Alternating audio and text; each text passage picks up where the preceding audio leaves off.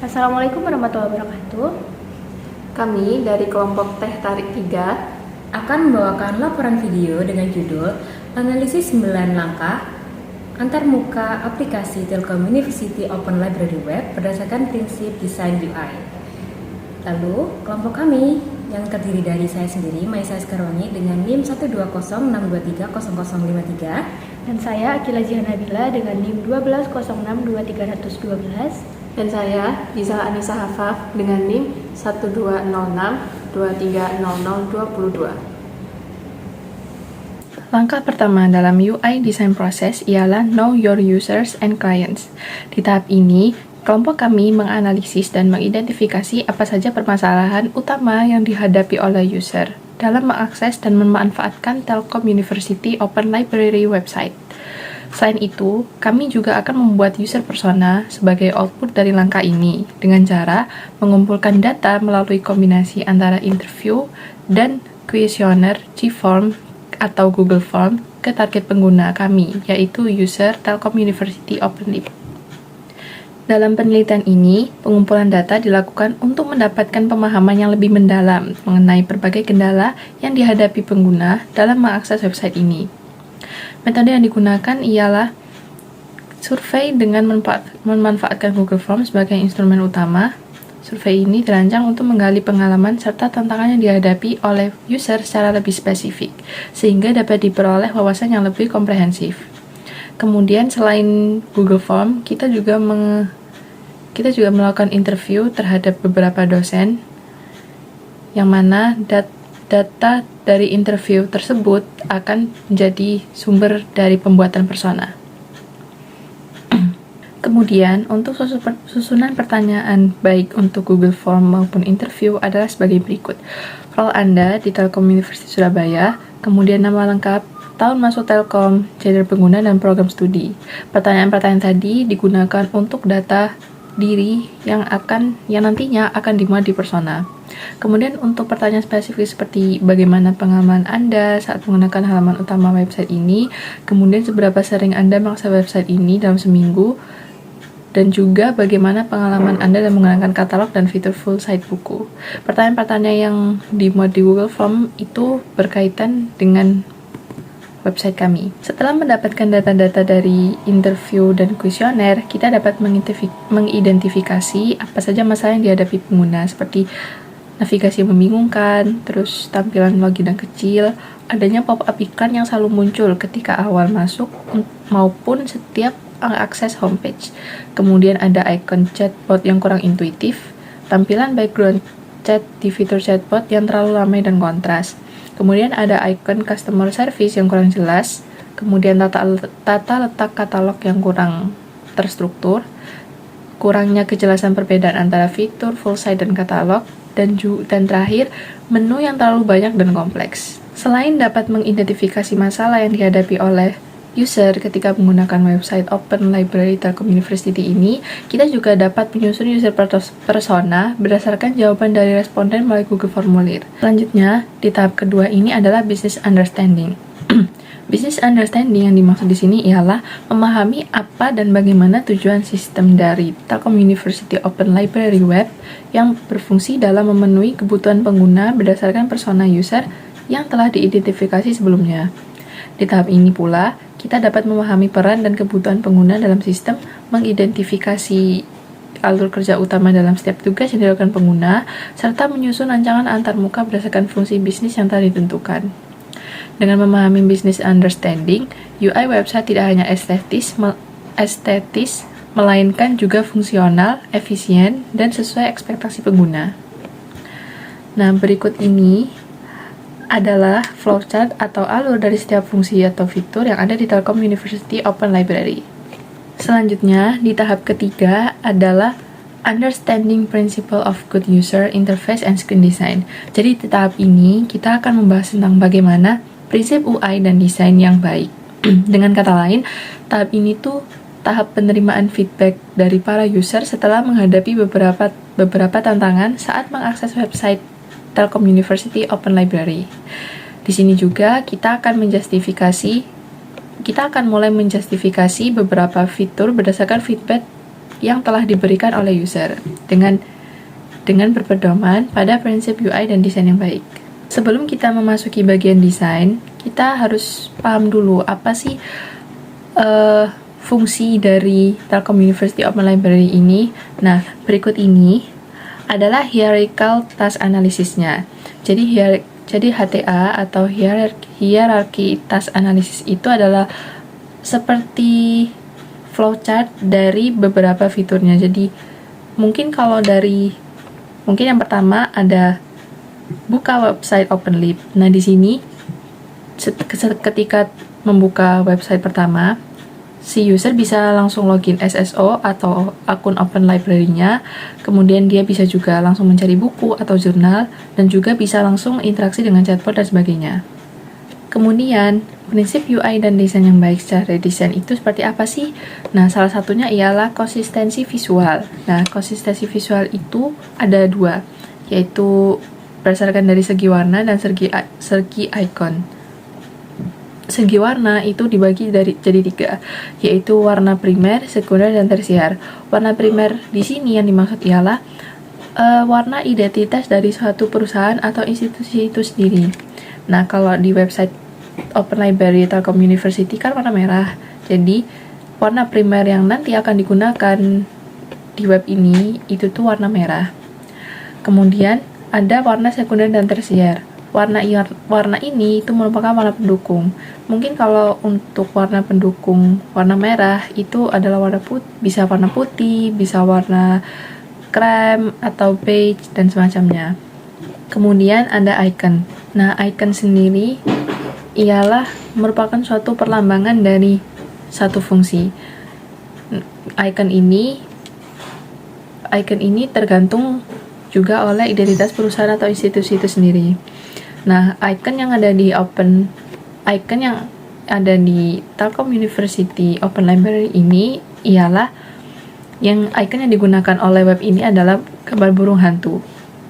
Nah, untuk fitur-fitur seperti chatbot atau customer service itu bisa disesuaikan dengan icon identitas OpenLib website ini. Kemudian, untuk prinsip UI yang kedua ialah responsivitas. Apa sih responsivitas itu? Responsivitas ialah penyesuaian ukuran elemen-elemen dalam website dan desain yang fleksibel. Hal ini tuh gunanya buat penyesuaian tata letak berdasarkan layarnya. Kemudian, prinsip yang ketiga ialah tipografi.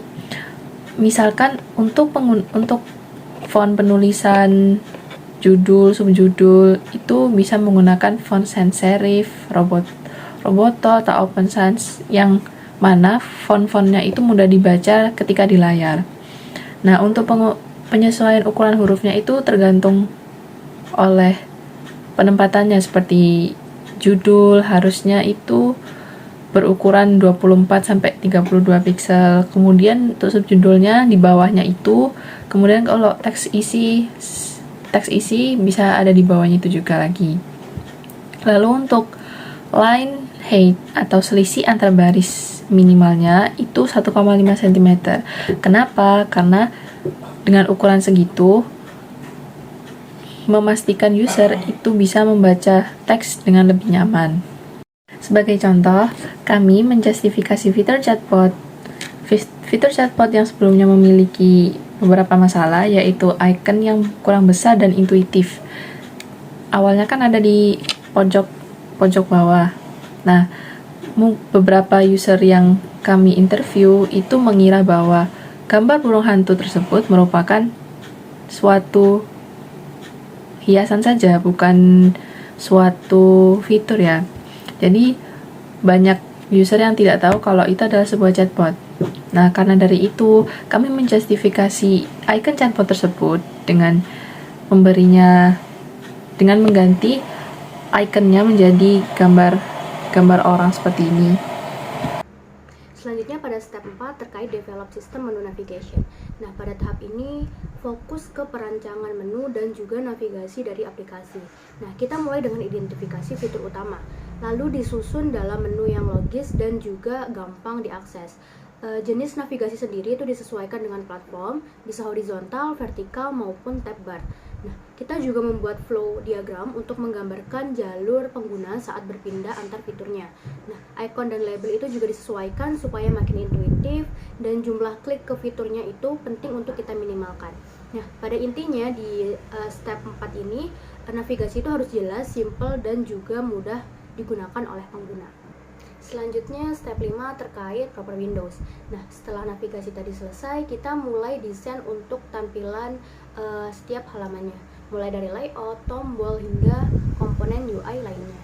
Nah, visual antar halaman itu dibuat konsisten, baik warna, font, maupun posisi elemennya. Nah, desain ini juga nantinya bakal responsif, nyaman di semua ukuran layar, dan juga memperhatikan aksesibilitasnya, seperti kontras warna. Nah, interaksi pengguna seperti input maupun error itu nanti akan kita berikan feedback yang jelas. Nah, semua ini kita lakukan supaya aplikasi itu mudah digunakan, efisien, dan juga user friendly. Setelah dilakukan desain dan juga implementasi, kami evaluasi perubahan yang dilakukan. Nah, beberapa hasil utamanya diantaranya yang pertama ada halaman login. Nah, halaman login ini dibuat terpisah agar homepage itu lebih ringkas. Lalu yang kedua ada chatbot, di mana chatbot ini nanti diganti backgroundnya ke warna kaki yang lebih nyaman. Lalu yang ketiga ada navigasi menu, di mana navigasi menu ini nanti akan disederhanakan ke beberapa sub menu. Jadi beberapa sub menu itu nantinya akan digabungkan. Selanjutnya ada input login, di mana input login ini disederhanakan jadi hanya tombol SSO dan juga sign up. Selanjutnya ada tombol advanced search, di mana tombol advanced search ini nantinya akan diganti menjadi filter agar lebih familiar untuk digunakan. Selanjutnya itu adalah informasi berita, di mana informasi berita ini nantinya akan dipindah dari pop-up ke halaman khusus agar tidak mengganggu pengguna. Selanjutnya ada fitur word count, di mana ini nanti fiturnya akan dihapus karena dinilai kurang fungsional. Dan selanjutnya ada tampilan customer service dan juga chatbot, di mana tampilan ini nantinya akan diperjelas dengan icon dan juga label. Dan yang terakhir ada katalog buku, di mana katalog buku ini nantinya akan tampil lebih lengkap, langsung menampilkan subjek dan juga ulasannya. Selanjutnya pada step 6 terkait pemilihan perangkat interaksi yang tepat. Nah, pada tahap ini kita fokus untuk menentukan perangkat input dan juga output apa sih yang tepat. Nah, supaya interaksi antara pengguna dan juga sistem ini tuh semakin optimal. Nah, jadi pemilihan alat interaksi ini tuh sangat penting karena berpengaruh terhadap kenyamanan, efisien, dan juga meminimalkan error saat penggunaan. Nah, untuk perangkat input sendiri, yang pertama ada mouse dan juga keyboard. Nah, ini tuh digunakan di desktop buat navigasi, klik, input, maupun ketik pada data. Nah, untuk kedua ada touchscreen. Nah, ini digunakan cocok untuk pengguna mobile. Nah, buat navigasinya sendiri bisa lewat ketukan, swipe, dan juga pinch supaya interaksi ini tuh lebih praktis. Selanjutnya ada scanner barcode, di mana scanner barcode ini tuh digunakan pustakawan biasanya untuk input data buku lebih cepat dan juga akurat. Nah, selanjutnya ada search box, di mana search box ini tuh mempermudah pencarian data buku berdasarkan judul, penulis, maupun tahun dari terbitnya. Nah, yang terakhir ada drop down menu, di mana drop down menu ini tuh bantu filter hasil pencarian dan mempermudah navigasi berdasarkan preferensi pengguna. Nah, untuk perangkat outputnya sendiri, yang pertama ada monitor dan juga layar smartphone, di mana monitor dan juga layar smartphone ini tuh menampilkan info penting seperti daftar buku, status peminjaman, dan juga navigasi utama dari aplikasi. Selanjutnya ada notifikasi visual. Semisal ada pop-up dan juga label warna, itu biasa digunakan untuk info cepat. Contohnya, misal warna hijau untuk tersedia, nah warna merah untuk dipinjam, dan juga kuning untuk diproses. Yang terakhir ada progress bar, di mana progress bar ini sendiri menampilkan progres saat loading katalog maupun proses peminjaman. Nah, progress bar ini tuh berfungsi agar pengguna itu tahu sejauh mana sih sebenarnya sistem itu bekerja. Baik, lanjut ke step 7 yakni Screen Based Control. Pada step 7 ini, analisis difokuskan pada penggunaan Object Control UI yang sesuai untuk meningkatkan pengalaman pengguna. Ada beberapa jenis kontrol layar yang diterapkan pada Open Library website. Nah, yang pertama yakni fungsi navigasi utama, yakni menggunakan jenis Object Control Hamburger. Nah, untuk penjelasannya, itu menyederhanakan tampilan login dan mempermudah akses menu. Lalu pencarian buku menggunakan text file dan tombol search, lalu memberikan cara yang cepat dan intuitif, untuk mencari buku berdasarkan kata kunci. Lalu ada filter buku menggunakan drop down untuk mempermudah penggunaan filter berdasarkan kategori, tahun, dan lain-lain. Lalu ada status kesediaan buku, yakni dilabeli dengan warna hijau, merah, dan kuning, yakni memberikan indikator untuk status secara cepat tanpa harus membaca deskripsi. Lalu yang selanjutnya adalah pendaftaran akun. Terdapat form input yakni text field dan password, yakni input itu dimasukkan untuk memfasilitasi progres registrasi. Nah, lalu ada login, yakni terdapat email, password, dan juga tombol login. Nah, desain yang familiar dan mudah dipahami oleh pengguna dengan umpan balik saat error. Lalu terdapat berita dan informasi yakni ikon bendera. Nah, ikon tersebut itu juga sebagai penanda visual tanpa mengganggu halaman utama seperti pop-up seperti itu. Lalu ada chatbot AI dengan ikon chat dan mic. Nah, interaksi suara pengguna melalui tombol mikrofon melambangkan. Lalu terdapat customer service, yakni status indikatornya warna hijau dan merah, yakni penjelasannya feedback langsung apakah CS online atau offline jika online warna hijau dan offline berwarna merah. Lalu terdapat customer service, yakni status indikator yang tadi. Nah, lalu ada konfirmasi peminjaman, yakni pop-up dialog box yang memberikan kejelasan sebelum memproses peminjaman. Baik, kita masuk ke step ke-8, yakni clear text and message. Di sini terdapat 8 identifikasi masalah. Yang pertama, navigasi yang membingungkan. Yang kedua, iklan mengganggu.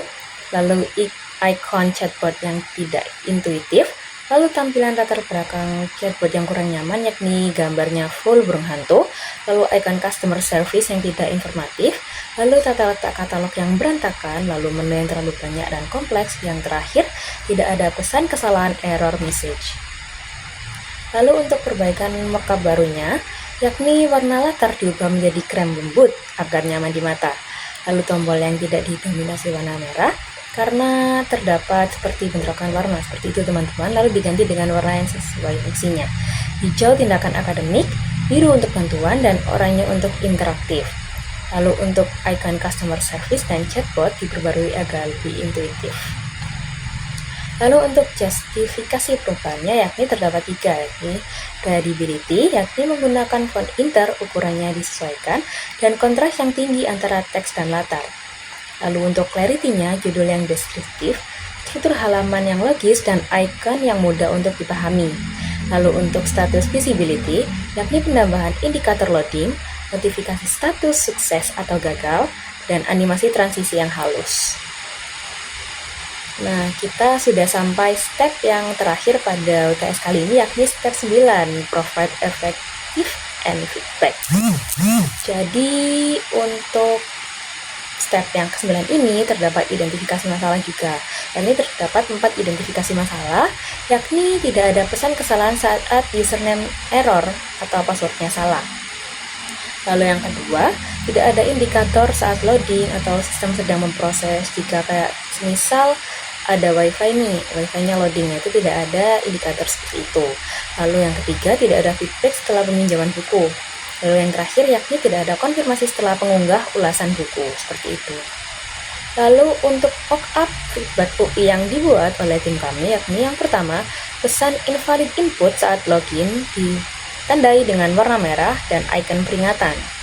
Lalu untuk indikator loading muncul saat pengguna melakukan aksi yang memproses saat Telkom library-nya itu sedang memproses saat loading seperti itu. Lalu untuk feedback peminjaman buku berhasil atau gagal meminjam buku. Lalu yang terakhir, konfirmasi unggah ulasan, yakni berhasil atau gagal mengunggah ulasan seperti itu. Sekian penjelasan dari kelompok kami, kurang lebihnya mohon maaf. See you di video selanjutnya. Wassalamualaikum warahmatullahi wabarakatuh. Bye-bye.